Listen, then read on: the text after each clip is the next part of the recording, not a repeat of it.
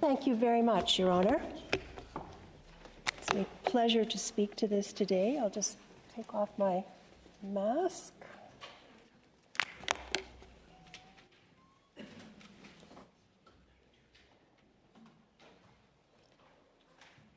Bonjour, Tanzi. Hello, Tanzi. As a senator from Manitoba, I recognize that I live in Treaty 1 territory, the traditional territory of the Anishinaabe, Cree, Oji-Cree, Dakota, and Dene, and the homeland of the Métis Nation. I would like to point out that the Parliament of Canada is located on unceded and unreturned Algonquin Anishinaabe territory. I would also like to point out that many people from all over Turtle Island are joining us today, whether they are located on ceded or unceded land. Senators, today I rise in support of Bill S-218. When she moved this bill, Senator McCollum, in resplendent yellow today, shared a wealth of experience and knowledge that skillfully demonstrated the importance of this bill. She issued a call for members of this chamber to add their supportive voices to hers, sharing their perspectives and stories. Today, I heed this call by attuning to voices different than my own. I acknowledge that our lived experiences limit our perceptions of priorities and needs. As senators, however, we have an obligation to be receptive to understanding different needs of Canadians, and we have an even greater responsibility to attend to the needs of those who are systemically marginalized and underprivileged. In thanking Senator McCollum for her vision and persistence with this bill, I also thank her for introducing a number of Indigenous experts to this discussion. Today, I wish to refer to analysis provided by Chastity Davis-Alphonse, a mixed heritage woman of First Nations and European descent, who is the chair of the Ministers' Advisory Council on Aboriginal Women in British Columbia. She is on the leading edge of Indigenous gender-based analysis, IGBA, in Canada, helping the federal and provincial governments, the Chilcotin National Government, and others to weave the Indigenous women's lens into their daily practices. I asked Ms. Davis-Alphonse the often unasked question that seems to hover around this bill.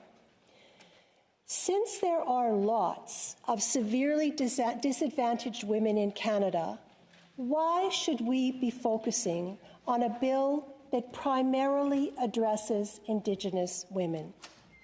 Here is what I learned from her response. Indigenous-specific legislation is needed to zero in on systemic historical precedent in order to address and root out systemic failings in Canada, and that most legislation for more than 150 years actually codified and fortified the systemic failings. In other words, old bad laws need to be fixed by new corrective laws. Since first contact, Indigenous women have been oppressed, becoming an entrenched historical practice. A lot of early settler survival was due to Indigenous help, especially from Indigenous women. There has seldom been reciprocity by settlers for that kindness. Instead, the oppressive Indian Act stripped Indigenous women of status and bloodlines within their own communities by only recognizing men as leaders, thereby displacing matriarchal, matrilineal leadership structures. Further, this legislated silence of Indigenous women extended to denying them tribal council leadership positions and federal suffrage. This week, we were delighted to welcome Dr. Gigi Osler to our chamber on Persons Day, October 18th. And I found myself thinking, as Senator McCollum and Senator Osler came into this chamber, of how much has changed since 1929, when the Persons case was finally finished and the 5 women that we often call the famous 5 actually succeeded in having the Privy Council of the House of Lords in Britain overrule the Canadian Supreme Court and say that, yes, indeed, Canadian women had the capacity to hold high office, including in the Senate, but not Indigenous women. That ruling did not extend to or include Indigenous women. Indigenous women were among the last to be given their right to vote in this country. Suffrage was extended to them in 1960. The truth that Indigenous women were among the last in Canada to be enfranchised, because they were and are among the most oppressed, marginalized people in this country. Here is why I hope you will join me in supporting Bill S-218. First, the bill, should it become law, will shed light on the imminent needs of underserved women, particularly Indigenous women and girls. The model of gender-based analysis as it stands does not sufficiently consider all elements of intersectionality. As Senator McCollum coined it, it considers women as one, quote, homogeneous group, quote, with undifferentiated needs. This is a kind of essentialism, the assumption of homogeneity among those of the same sex, but it could not be further from lived reality.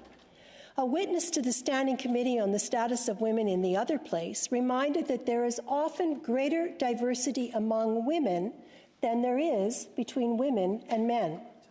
The practice of overlooking heterogeneity within a group is especially harmful to Indigenous women and BIPOC women, as they are often grouped together with no regard to the different struggles and experiences of different Indigenous peoples. And for queer people who are gender fluid, non-binary, or trans, it is hard to find any place within mainstream gender-based analysis. We must thank the innate generosity of Indigenous culture for the term two-spirited that now is embedded in gender-based analysis plus. Bill S-218 would put these questions of diversity within genders at the forefront. To effectively address a wrong, we must first identify the need.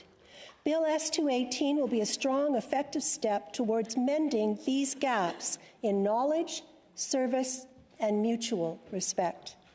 Second, requiring the Indigenous gender-based plus analysis in legislation would address the gaps in application that we have observed over the years. This was highlighted in the report by the House of Commons Standing Committee on the Status of Women, which underlined that some sectors, such as fisheries, national defense, and infrastructure, are often far too quick to dismiss GBA plus analysis as irrelevant to their areas of practice. Looking beneath the surface, we are able to identify the many ways in which Indigenous women and girls are disadvantaged as these sectors carry out their day-to-day business. A good example of a thorough analysis is provided by British Columbia's Environmental Assessment Act, Section 25(2)A, which requires all assessments to consider both the positive and negative, direct and indirect effects, including environmental, economic, social, cultural, and health effects, and adverse cumulative effects. The BC Government's Environmental Assessment Office has posted a detailed guideline as how to conduct this kind of analysis, and it identified potential areas of study, such as employment, infrastructure, services, human health, culture. It asked questions like, how would the project affect Indigenous, local, or regional employment? Which community services may be affected more acutely by project-related demands? Are there distinct subgroups that may experience adverse project-related health effects differently? These are excellent questions that need to be investigated in every area of work, and Bill S-218 would help to ensure that kind of analytical consistency and accountability. Third, given the historically painful truths being uncovered with the continued discovery of unmarked graves at residential school sites, about which residential school survivors have been telling us for years, it is more than appropriate that our Parliament further its commitment to consultation and inclusion with Indigenous peoples, especially women and girls, and incorporating those perspectives through Gender-Based Analysis Plus is a way of doing that. Bill S-218 compels us to reflect and include on valid, unique, and specific perspectives and needs of Indigenous women and girls, and to weigh these against any potential impacts and ramifications arising from decisions made. In so doing, we will move beyond words. We will act to mend some of the exclusionary wounds caused by colonialism, discrimination, and cultural genocide. Honourable Senators, this chamber is rich with diverse voices and experiences, providing us with the foundation to use the power entrusted to us as lawmakers. We can champion this straightforward and practical amendment that could spur catalytic changes for Canada, particularly all genders represented in Indigenous communities in Canada, and thereby strengthen our democracy. Thank you. Merci. Miigwech.